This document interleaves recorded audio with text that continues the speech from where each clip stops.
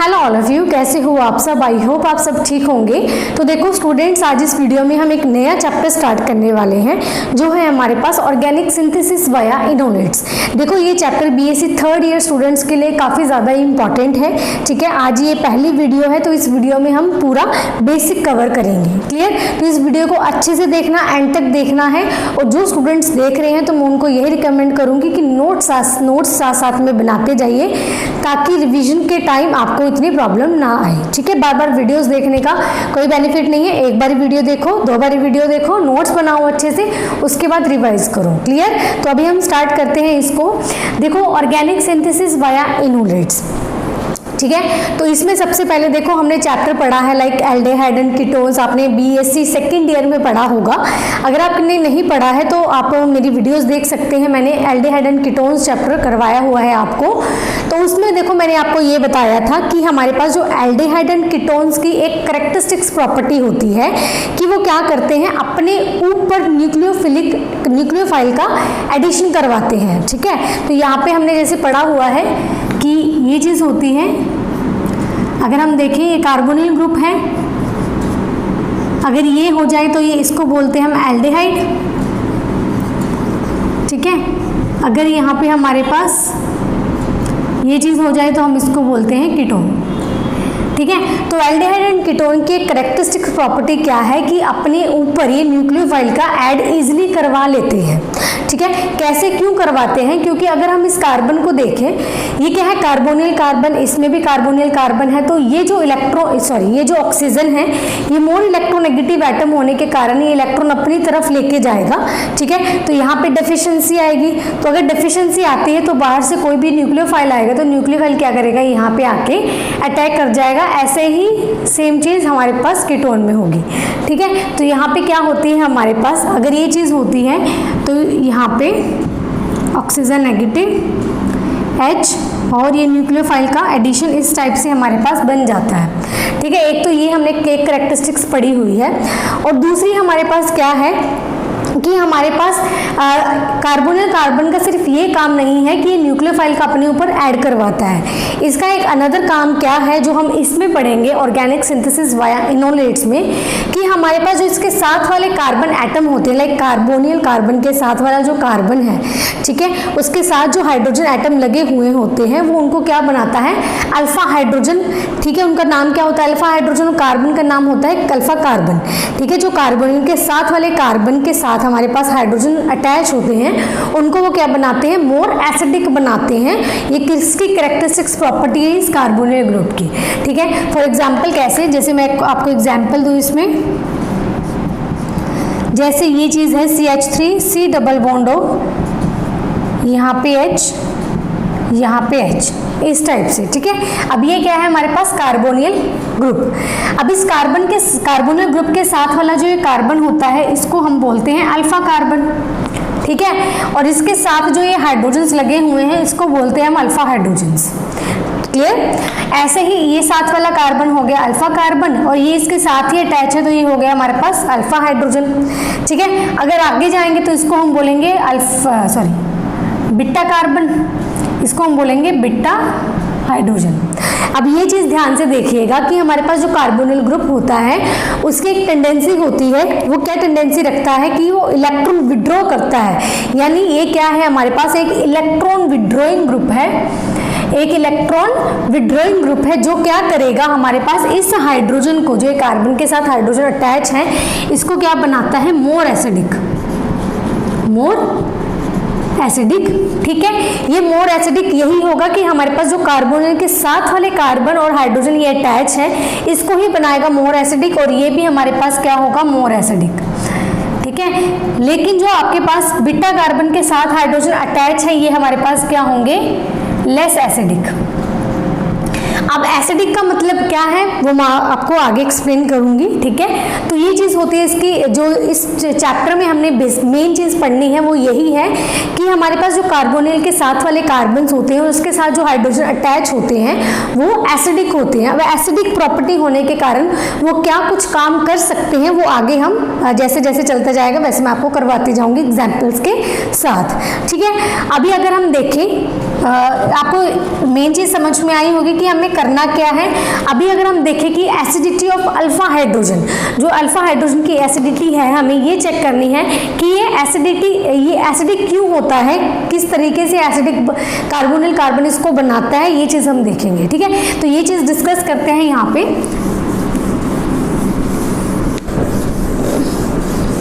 तो आप हेडिंग डालिए एसिडिटी ऑफ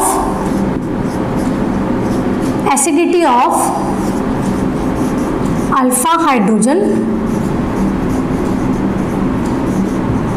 ठीक है, ब्रैकेट में लिख लीजिए formation of enolates, formation of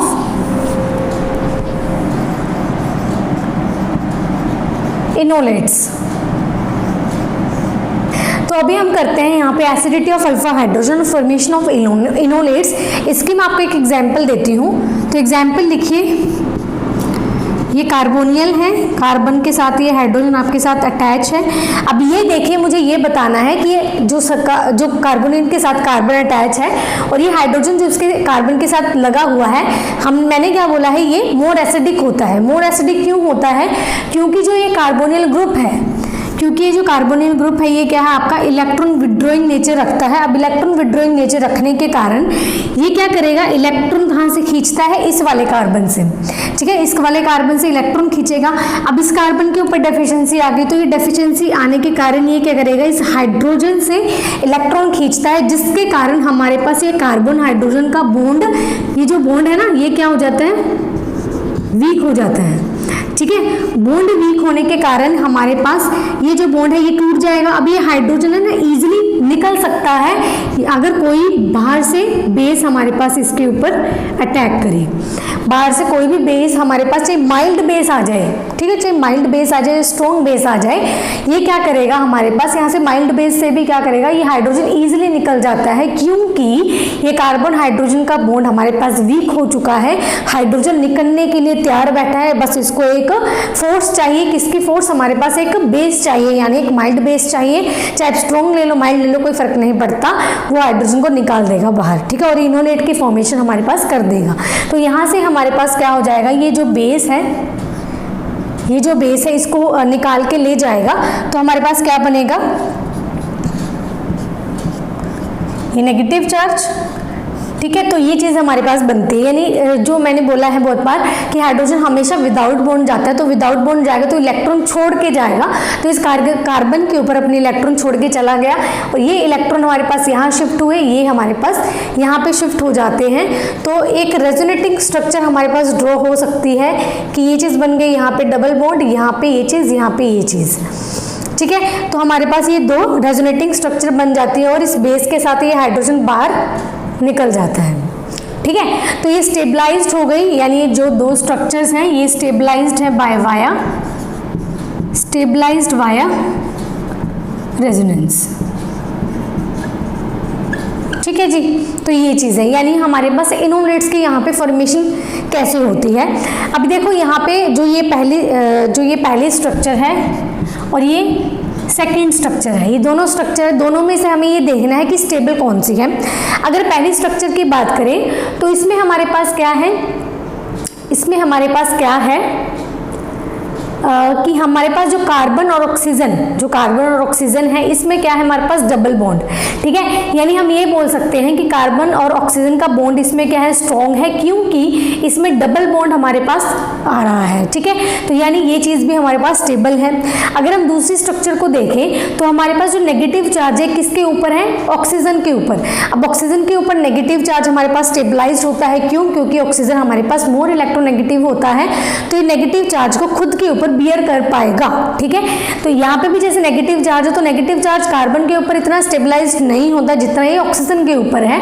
तो हम ये बोलेंगे ये भी हमारे, ये जो स्ट्रक्चर है ये भी स्टेबलाइज है, ये भी स्टेबलाइज है, यानी ये दोनों स्ट्रक्चर ही हमारे पास रेजोनेटिंग स्टेबलाइज स्ट्रक्चर है। तो दोनों स्ट्रक्चर को मैं कैसे लिख सकती हूँ, तो दोनों स्ट्रक्चर को हम लिख सकते हैं इस तरीके से, कार्बन नेगेटिव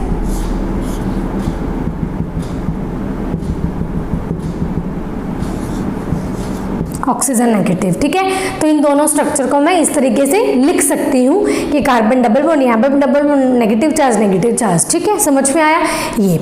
अभी देखो यहाँ पे हमारे पास क्या होगा, अगर हम देखें कि जैसे दोनों चीज़ हैं, हाँ ये एक तो ये स्ट्रक्चर बनी, एक ये स्ट्रक्चर बनी। अगर इन दोनों स्ट्रक्चर को सपोज मैं इसको मैं प्रोटॉन के साथ रिएक्शन करवा दूँ, ठीक है, इसकी भी मैं प्रोटॉन के साथ रिएक्शन करवा दूँ, ठीक है, यानी मैंने क्या बोला, इसकी भी मैं अगर प्रोटॉन के साथ रिएक्शन करवा दूँ तो यहाँ पे मेरे पास क्या बनेगा, यहाँ पे मेरे पास क्या बनेगा, ये कार्बोनियल,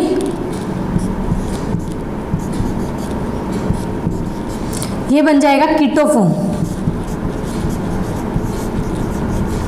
ये क्या बन जाएगा, यहाँ पे कीटोफॉर्म बनेगी। अगर मैं इसकी हाइड्रोजन के साथ रिएक्शन करवाती हूँ तो यहाँ पे हमारे पास क्या बनेगी, इनॉल फॉर्म।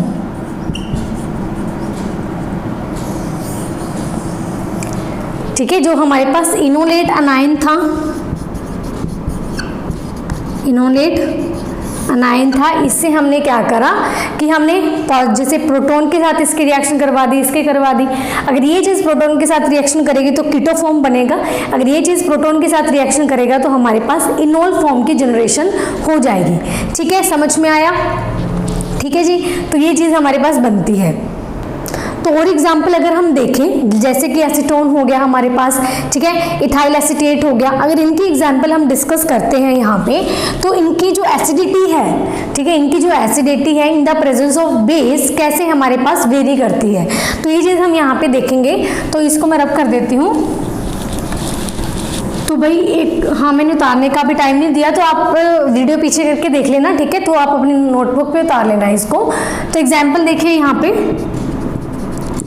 अगर हम एग्जाम्पल लें एसीटोन की CH3, C डबल बॉन्डो CH3, ठीक है, ये है हमारे पास एक एसीटोन जिसको बोलते हैं हम विकर एसिड।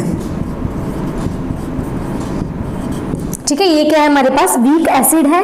देखो अब मेरी बात सुनो, यहाँ पे क्या है, हमारे हमने एसीटोन लिया। अभी ये तो चीज़ सही है कि हमारे पास जो ये कार्बोनियल है, ये अल्फा कार्बन है, ये भी अल्फा कार्बन, ये साथ हमारे पास लगे अल्फा हाइड्रोजन, ये भी हमारे पास अल्फा हाइड्रोजन।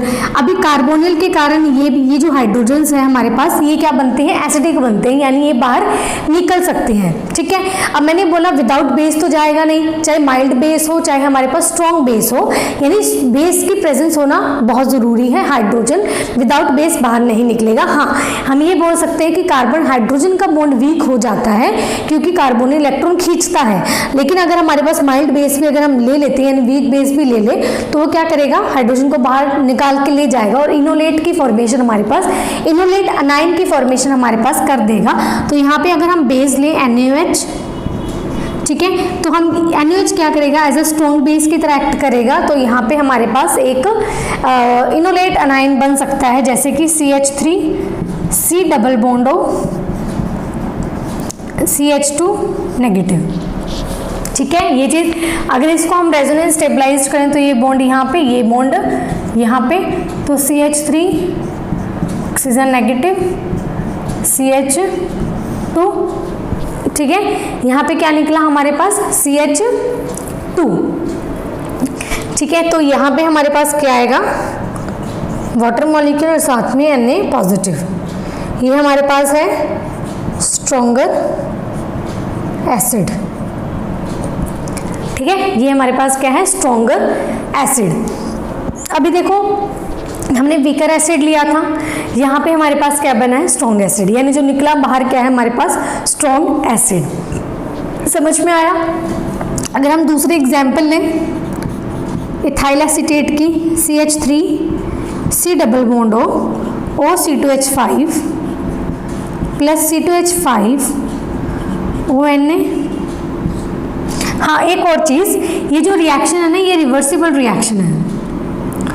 ये जो रिएक्शन है ना, हमेशा ये क्या होती है, रिवर्सिबल रिएक्शन हमारे पास होती है। ठीक है, ये चीज़, ये भी हमारे पास क्या होगी, रिवर्सिबल रिएक्शन। तो इसमें क्या होगा, बस वही चीज़ है, इसको एसिडिक बनाएगा तो यहाँ से इलेक्ट्रॉन खींच के लेके जाएगा। ये भी हमारे पास एक बेस है, ये हमारे पास वीकर एसिड है, ये क्या करेगा, CH2 negative, C double बॉन्डो OC2H5 अब ये बॉन्ड यहाँ, ये वाला बॉन्ड हमारे पास यहाँ पे शिफ्ट हो जाएगा,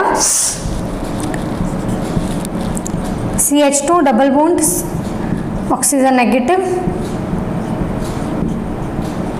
साथ में हमारे पास यहाँ पे आएगा Na प्लस C2H5OH। ठीक है, ये हमारे पास क्या निकल गया, इथाइल अल्कोहल, जो है कि हमारे पास स्ट्रॉन्ग एसिड, स्ट्रॉन्ग एसिड। ठीक है, स्ट्रॉन्ग एसिड, यानी हम ये बोल सकते हैं यहाँ पे हम वीक एसिड ले रहे हैं तो प्रोडक्ट में हमारे पास क्या बन रहे हैं, स्ट्रॉन्ग एसिड। ठीक है, हमने क्या करा है, सिर्फ ये बेस चेंज करा है। अगर हम क्या करें, सेम एग्जांपल वीकर एसिड की ये लें, ठीक है, जैसे मैंने ये वीक एसिड ही लिया, अगर इसमें बेस चेंज कर दूं, मैं ले लूँ सोडियम अमाइड।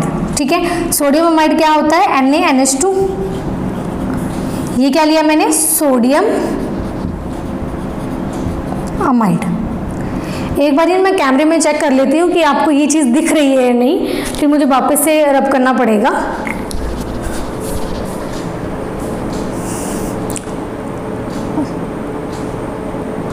ठीक है, दिख रहा है। ठीक है, तो ये चीज़ दिख रही है आपको। अभी देखो मैंने क्या लिया, ये हल्का सा दिख रहा है तो मैं थोड़ा सा ऊपर कर दूंगी इसको। ये मैंने सोडियम अमाइड लिया। अब देखते हैं वीक एसिड की अगर हम रिएक्शन करें सोडियम अमाइड के साथ, जैसे हमने इथाइल यहाँ पे लिया था ये वाला बेस, तो इसके साथ रिएक्शन करें तो हमारे पास स्ट्रॉन्ग एसिड यहाँ पे प्रोड्यूस होता है। अगर हम ले सोडियम अमाइड, ठीक है, तो यहाँ पे हमारे पास क्या बनेगा, ऊपर करना है CH2 negative, C double bond OC2H5 plus NH3, ये है हमारे पास वीकर एसिड, वीकर एसिड। ठीक है, डिपेंड करता है आपके किसके ऊपर, एसिडिटी के ऊपर। अभी देखो यहाँ पे हमने बात करी है कि ओवरऑल हम देखें, समरी निकाले तो हमने ये बात करी है कि हमारे पास जो अल्फा कार्बोनियल कार्बन के साथ वाला जो कार्बन होता है हमारे पास, उसके साथ जो हाइड्रोजन अटैच हो गए वो हमारे पास एसिडिक इन नेचर होता है। एसिडिक नेचर होने के कारण हमारे पास डिफरेंट डिफरेंट बेस आते हैं, उसको निकाल के लेके जाते हैं, हमारे पास इंटरमीडिएट में बनते हैं और प्रोडक्ट्स हमारे पास बनते हैं। ठीक है, तो ये चीज़ सीखी हमने। क्या देखा अभी तक, एक कार्बोनिल ग्रुप का देखा है कि एक कार्बोनिल ग्रुप हो तभी हमारे पास जो हाइड्रोजन है ये क्या बनता है, एसिडिक इन नेचर बनता है। अगर हम दूसरी एग्जांपल लें जिसमें हमारे पास कार्बोनिल ग्रुप ही दो दो हो जाए तो हमारे पास जो अल्फा कार्बन्स होंगे वो ज़्यादा एसिडिक हो जाते हैं। अगर इसकी एग्जाम्पल आगे हम देखेंगे। ठीक है, पहले आप इसका स्क्रीनशॉट ले लीजिए, आगे मैं आपको करवाती हूँ, पहले आप स्क्रीनशॉट लीजिए। अब हम बात करते हैं नेक्स्ट एग्जाम्पल की, जो है आपके पास एसिटाइल एसीटोन। एसिटाइल एसीटोन जो है आपके पास स्ट्रॉन्गर एसिड। ठीक है, स्ट्रॉन्गर एसिड, ये है आपके पास बेस। अब यहाँ पे क्या है आपके पास, जैसे ये दो आपके ये वाला कार्बोनिल ग्रुप और ये कार्बोनिल ग्रुप, ठीक है, ये दोनों कार्बोनिल ग्रुप हैं आपके पास। ये क्या रखते हैं हमारे पास, electron withdrawing nature, electron withdrawing nature, जिसके कारण ये जो कार्बन है आपके पास अल्फा कार्बन और साथ वाले अल्फा हाइड्रोजन्स ये बन जाते हैं। ठीक है, तो हमारे पास कौन सी, अब देखो दो, अब मैंने जैसे बताया था एक कार्बोनिल ग्रुप होने के कारण ही हमारे पास एसिडिटी हाइड्रोजन की इंक्रीज कर जाती है। अगर हमारे पास दो दो कार्बोनिल ग्रुप्स होने के यहाँ पे होते हैं तो इसकी एसिडिटी और ज़्यादा इंक्रीज हो जाती है, क्योंकि जो कार्बन के ऊपर नेगेटिव चार्ज आएगा, क्योंकि यहाँ पे हाइड्रोजन बाहर जाएगा बेस के प्रेजेंस में, तो यहाँ पे जो नेगेटिव चार्ज है ये क्या करेगा, यहाँ पे एक बार शिफ्ट होगा तो ऑक्सीजन के ऊपर नेगेटिव चार्ज आएगा, एक बार एक बॉन्ड यहाँ पे शिफ्ट होगा तो ऑक्सीजन के ऊपर नेगेटिव चार्ज आएगा। यानी हमारे पास जो नेगेटिव चार्ज है दोनों ऑक्सीजन के ऊपर डिलोकलाइज्ड हो सकता है, तो रेजोनेटिंग स्ट्रक्चर हमारे पास यहाँ पे बनेगी। ठीक है, तो यहाँ पे अगर हम देखें तो बीच वाली स्ट्रक्चर तो यही बनेगी, C डबल बॉन्ड हो,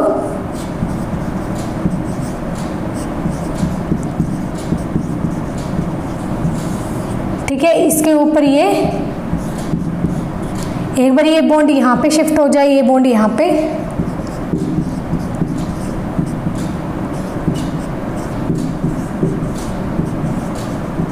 ठीक है, एक बार ये बॉन्ड यहाँ पे शिफ्ट हो जाए, ये बॉन्ड यहाँ,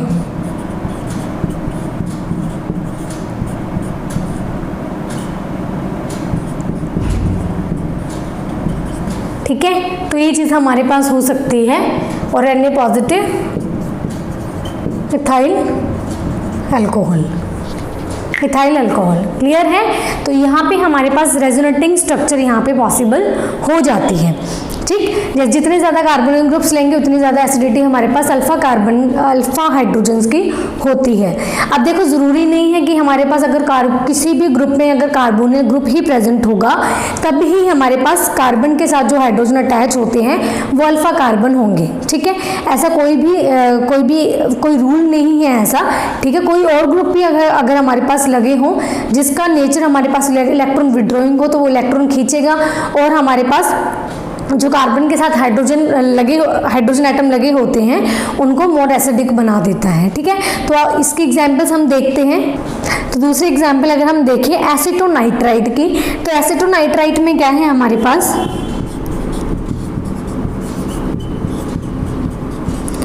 ये है एसीटोनाइट्राइट। यहाँ से क्या होगा, ये हमारे पास एक साइनाइड ग्रुप है, ये क्या करेगा, यहाँ से एक H निकलेगा। ठीक है, और यहाँ पे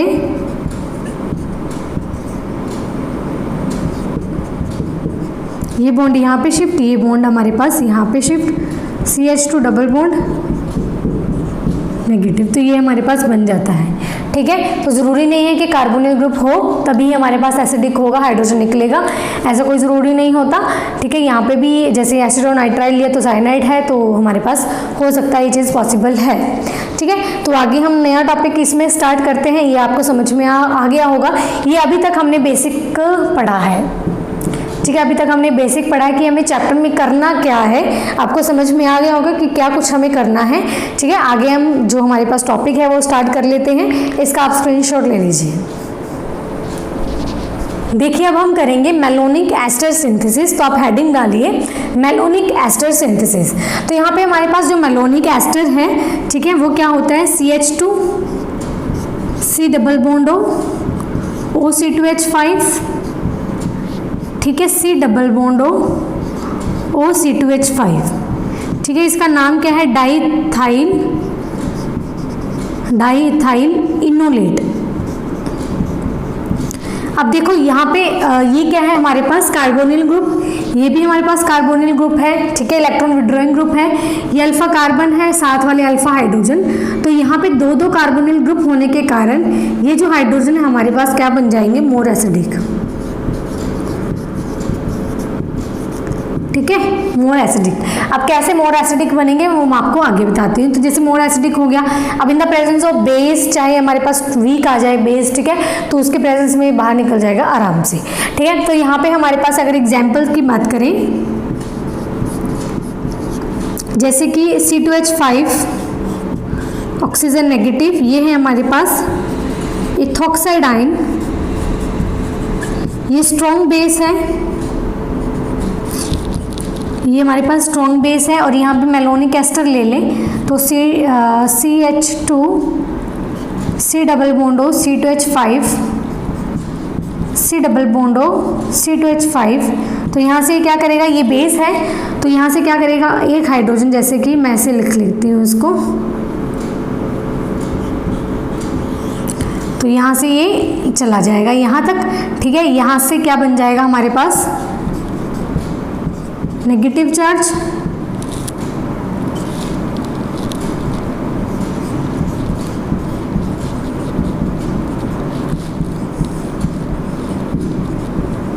ठीक है जी, C double bond C2H5 C double bond C2H5, और यहाँ पे क्या निकलेगा, C2H5OH, हमारे पास ये चीज़ निकल जाएगी। अब देखो हमारे पास जो ये चीज़ ये आई है, इसको हम बोलते हैं इनोलेट आयन। इनोलेट आयन जो कि हमारे पास है वीकर बेस, ये हमारे पास वीक एसिड। ठीक है, वीक एसिड है, ये वीकर बेस है।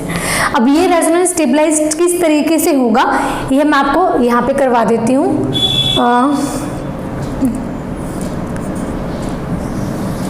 होप सो आपको दिख रहा होगा। ठीक है, तो C नेगेटिव,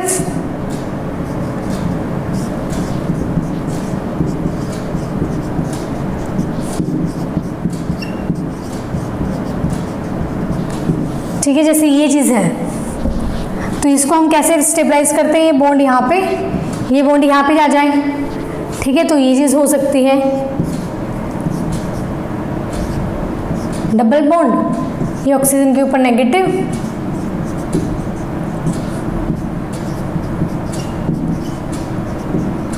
ठीक है, या फिर हमारे पास ये हो सकता है, या फिर हमारे पास ये हो सकता है कि ये चीज़ हमारे पास यहाँ पे शिफ्ट हो जाए, ये बॉन्ड हमारा यहाँ पे शिफ्ट हो जाए। ठीक है, तो ये चीज़ होगी।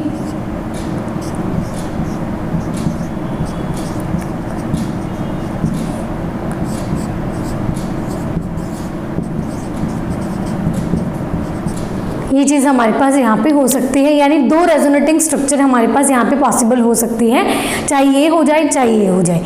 अगर हमें इन दोनों रेजोनेटिंग स्ट्रक्चर को एक रेजोनेटिंग स्ट्रक्चर में अगर बताना हो तो हम किस तरीके से इसको बता सकते हैं। जैसे मैं इसको रब करूँ तो जैसे ये दो रेजोनेटिंग स्ट्रक्चर हैं, इसकी मुझे एक रेजोनेंस हाइब्रिड स्ट्रक्चर बनानी है, तो हम कैसे बनाएंगे।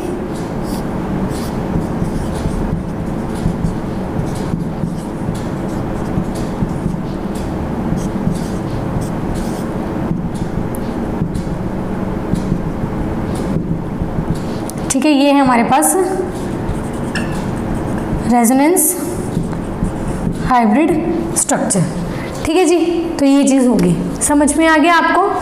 आगे हम जो इसी में ही मेलोनिक एस्टर सिंथेसिस में ये हमारे पास पहली सिंथेसिस है। ठीक है, जैसे हमारे पास ये सिंथेसिस थी, तो सिंथेसिस अभी हम यहाँ पे पहली सिंथेसिस हो गई, तो हम सेकंड सिंथेसिस है वो हम यहाँ पे स्टार्ट करते हैं। क्लियर, अगर आपको इसका स्क्रीनशॉट लेना है तो आप इसका ले सकते हैं। तो सेकंड मेथड है हमारे पास alkylation of enolate anion, bracket में डाल लीजिए SN2 रिएक्शन। ठीक है, SN2 रिएक्शन। अभी जो हमने इनोलेट एनाइन बनाया था ना, उसके साथ हमें रिएक्शन करनी है। लाइक हम करेंगे रिएक्शन अल्काइल हैलाइड्स की करेंगे, अराइल हैलाइड्स की करेंगे, टर्शियरी अल्काइल्स की करेंगे। ठीक है, इनकी रिएक्शन मैं आपको करवा के दिखाती हूँ। तो जो भी आपने अभी बनाया था CH2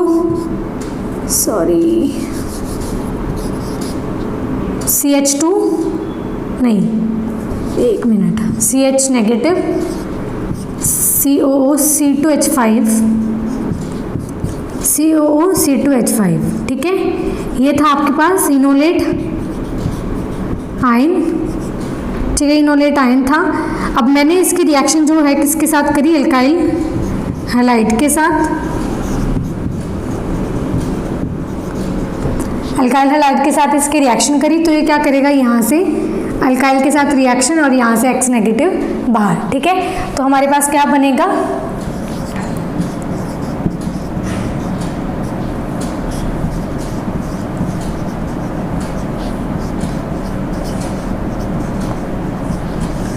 ये X नेगेटिव यहाँ से बाहर, तो हम इसको बोलेंगे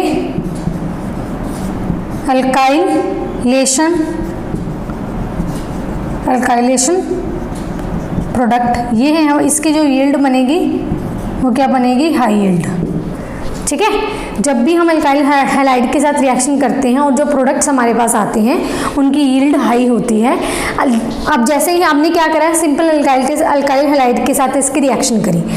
अगर हम इसकी रिएक्शन जैसे दूसरी एग्जांपल है अराइल हैलाइड के साथ कर दें,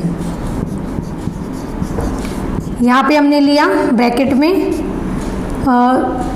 C5C2COO ट्वाइस CH नेगेटिव। ठीक है, अगर इसकी रिएक्शन कर दे तो ये यहाँ से बाहर चला जाएगा।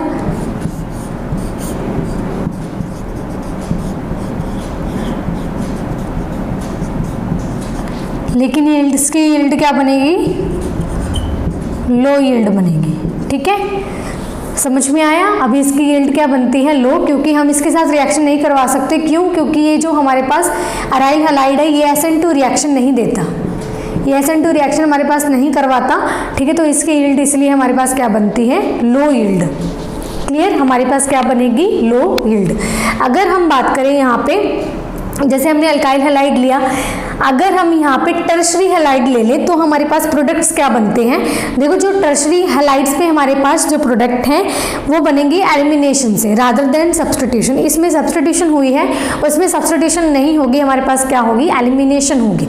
तो उसके प्रोडक्ट्स हमारे पास क्या बनेंगे, इसको रब कर देते हैं। ठीक है, तो इसके प्रोडक्ट हमारे पास पहले हम देखते हैं इसके example, like C5C2 C double bond O2 CH negative, यहाँ पे H CH2 CH3 यहाँ पे Br, ये क्या होगी E2 एलिमिनेशन रिएक्शन। अब इसमें क्या होगा हमारे पास कि जो प्रोडक्ट है हमारे पास बनेंगे CH2 डबल बॉन्ड CH3 ठीक है। किस तरीके से कि हमारे पास जो है ये जो CH2 है, ठीक है, इसमें से ये बन जाएगा कि ये जो बॉन्ड है हमारे पास एलिमिनेशन होगी तो यहाँ से ये Br नेगेटिव निकलेगा, ये बॉन्ड यहाँ से जाएगा और जो यहाँ से टूटा है वो यहाँ पे जाके हमारे पास अटैच हो जाएगा। तो यहाँ से हमारे पास एल्कीन प्रोडक्ट्स बनते हैं, ठीक है, और निकलेगा साथ में क्या, CH2 COO C2H5 twice Br negative. ठीक है, Br नेगेटिव, जैसे ये हाइड्रोजन यहाँ से निकला तो ये H यहाँ से चला जुड़ गया इसके साथ तो CH2 आ गया, बाकी का ये चीज़ रहा। ठीक है, Br नेगेटिव बाहर चला गया और ये अल्कीन की फॉर्मेशन हमारे पास हो गई। तो यहाँ पे अगर हम बात करें कि अगर टर्शरी हैलाइड्स लेते हैं तो यहाँ पे हमारे पास एलिमिनेशन प्रोडक्ट्स बनते हैं, यानी अल्कीन्स बनते हैं रादर देन सब्स्टिट्यूशन। ठीक है, समझ में आया। अब आगे हम करते हैं। अभी देखो हमने क्या किया था यहाँ पे, जब जैसे हमने मेलोनिक एस्टर लिया था तो मेलोनिक एस्टर में हमने 2 H लिए थे। ठीक है, एक H यहाँ पे, एक H यहाँ पे, तो एक H हमारे पास बेस की वजह से निकल जाता है, लेकिन एक H और प्रेजेंट है, यानी एक बेस और आ सकता है, इसको लेके जा सकता है। अगर यहाँ पे हम H ना लेके, ठीक है, अगर हम यहाँ पे H ना लें, हम क्या ले लें, H R COO C2H5 COO C2H5 और यहाँ पे ले ले base C2H5 O negative Na positive. ठीक है, अगर ये चीज़ ले ले तो क्या होगा हमारे पास, तो यहाँ पे हमारे पास सिंपल सी बात है, हमारे पास डाई प्रोडक्ट्स बन जाएंगे। डाई इन द सेंस कि हमारे पास जैसे 2 R हैं, अल्काइल हैलाइड के साथ आगे रिएक्शन करवा देंगे तो 2 R बन जाएंगे, तो डाई अल्काइल यहाँ पे जुड़ जाएंगे। ठीक है, तो कैसे होगा, जैसे यहाँ पे एक ही एसिडिक है, ये एक ही एसिडिक है तो बेस इसको ले जाएगा सिंपल। ठीक है, पहले आप इसको उतारिए, मैं ये करवाती हूँ। अभी हो गया, उतारिए इसको फटाफट से, उतार लीजिए, स्क्रीनशॉट ले लीजिए, चाहे फटाफट से उतार लीजिए। ठीक है, डन। अभी देखो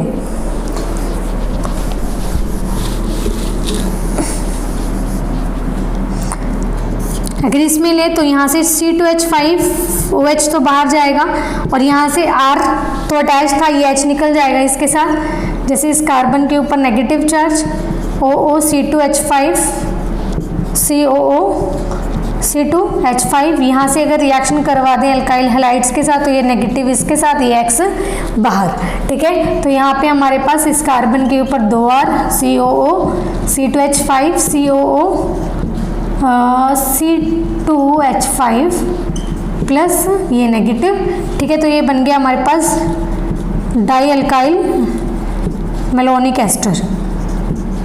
ठीक है, डाई अल्काइल मेलोनिक एस्टर। समझ में आया? ठीक है, क्लियर हुआ आपको कि कैसे करना है? क्लियर। तो आगे मैं करवाती हूँ, इसका आप स्क्रीनशॉट ले लीजिए। हाइड्रोलिसिस एंड डीकार्बोक्सिलेशन, तो इसमें आप एग्जाम्पल लेंगे मोनो अल्काइल मेलोनिक एस्टर।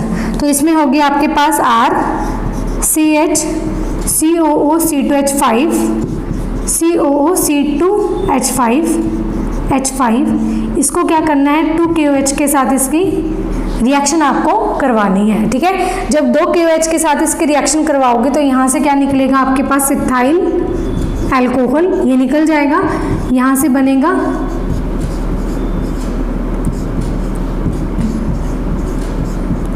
ठीक है, तो आपके पास ये चीज़ बन जाएगी। अब इसमें फर्दर आपको क्या करना है, डाइल्यूट HCl के साथ इसके साथ रिएक्शन करवानी है। तो यहाँ पे आपके पास बनेगा COH COH। ठीक है, अब इसमें क्या करेंगे, अब देखो एक कार्बन के ऊपर 2 COH नहीं आ सकते, तो इसमें आप CO2 बाहर कर दीजिए। जब आप यहाँ से CO2 बाहर करेंगे तो आपका यहाँ से क्या बनेगा, CO2 बाहर करेंगे तो आपका यहाँ से बनेगा एसिड। ठीक है, CH2 CO2 COH। ठीक है, तो आपका ये वाला प्रोडक्ट बन जाएगा। क्लियर है, ये प्रोडक्ट आपकी, इस प्रोडक्ट की आपके पास फॉर्मेशन होगी, इसको हम बोलते हैं मोनोकार्बोक्सिलिक एसिड।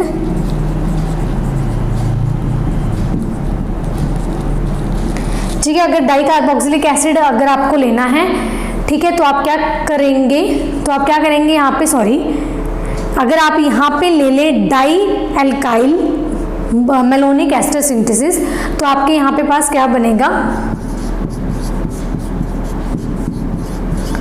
C2H5।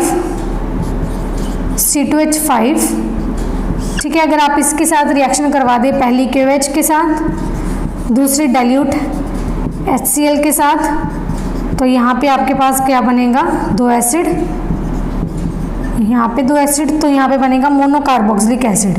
सेम चीज़ है, बस यहाँ पे फर्क पड़ेगा।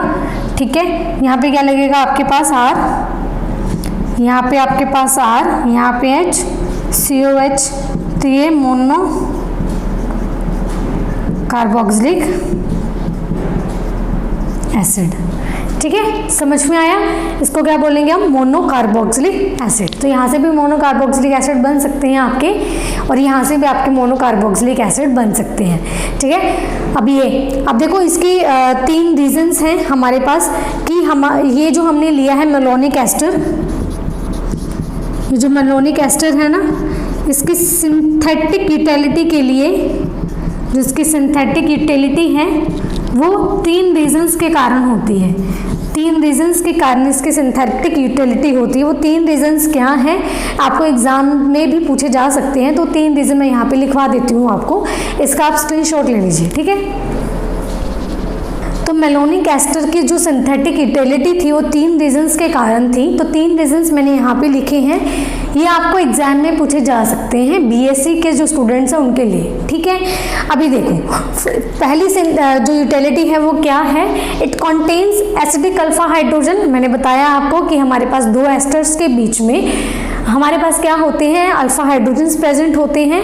ठीक है, between 2 ester group due to, अब देखो जो हमारे पास मेलोनिक एस्टर पड़ा उसमें क्या है, 2 कार्बोनिल ग्रुप्स होते हैं और बीच में हमारे पास CH2 ग्रुप होता है। जिस 2 कार्बोनिल ग्रुप होने के कारण जो हाइड्रोजन एटम होता है वो हमारे पास एसिडिक बन जाता है। तो यहाँ तक यही लाइन है कि अल्फा हाइड्रोजन होते हैं between 2 esters group due to which it can rarely form resonance stabilized enolate ion on treatment with strong base. ये आपको समझ में आ गया होगा, अभी तक मैंने आपको यही समझाया है।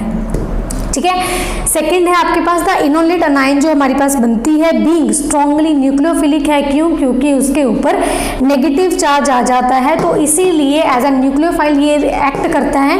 तो इसलिए ये किसके साथ, अल्काइल हैलाइड के साथ SN2 रिएक्शन करता है और क्या बनाता है, मोनो या डाई अल्काइल मेलोनिक एस्टर की फॉर्मेशन करता है। ठीक है, थर्ड रीजन क्या है, the mono and di malonic ester rarely undergo hydrolysis कर सकते हैं to form dicarboxylic acid which subsequently easily undergoes decarboxylation on heating to form monocarboxylic acid.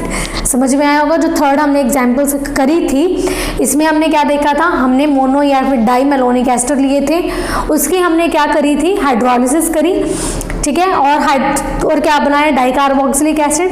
उसके बाद वो उसकी ईजिली हमने डी कार्बोक्सिलेशन कर दी, हमने क्या बना दिया, हीटिंग कर दी, हमने क्या बना दिया, मोनोकार्बोक्सिलिक एसिड। यानी जो कुछ भी अभी तक हमने पढ़ा है किसके बारे में, मेलोनिक एस्टर के बारे में, वो इन 3 पॉइंट्स में कवर हो गए। जो भी रिएक्शन मैंने आपको करवाई हैं वो इन तीनों पॉइंट्स में आपके कवर हो चुके हैं। ठीक है, तो देखो आज की वीडियो में सिर्फ इतना ही, जितने भी मैंने सिंथेसिस आपको पढ़ाई हैं ये आपको अच्छे से आनी चाहिए सबसे पहले। ठीक है, अब वीडियो आपकी आएगी इसके बाद आपकी वीडियो आ जाएगी एक दिन छोड़ के, जैसे ये वीडियो आएगी आपकी, उसके बाद नेक्स्ट वीडियो में मैं आपको अलग सिंथेसिस करवाऊंगी। इसमें मैंने आपको सिंथेसिस पढ़ा दी हैं, उतनी सिंथेसिस आपको सबसे पहले आनी चाहिए, एज अ होमवर्क समझ लीजिए चाहे, ठीक है, तो वो करके आनी है। अभी नेक्स्ट वीडियो में हम नेक्स्ट सिंथेसिस करते हैं। क्लियर? तो मिलते हैं नेक्स्ट वीडियो में, तब तक के लिए बाय बाय।